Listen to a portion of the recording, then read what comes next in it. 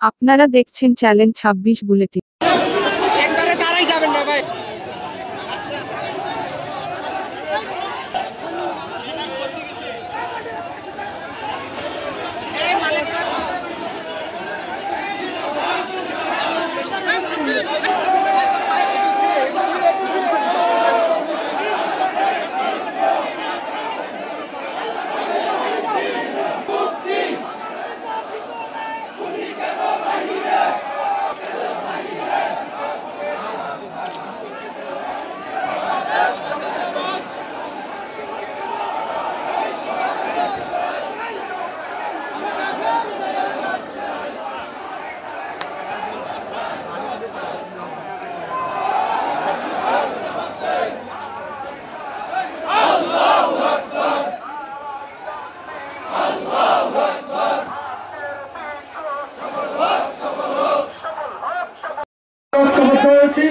আমাদের মুসলিম জননেতা রংপুর অঞ্চলের জামাত ইসলামীর অন্যতম শীর্ষ নেতা, আমাদের ঢাকা বিশ্ববিদ্যালয় শিবিরের সাবেক সভাপতি, প্রথম সভাপতি এটিএম নজরুল ইসলাম ভাই দীর্ঘদিন ধরে কারাগারে রয়েছেন।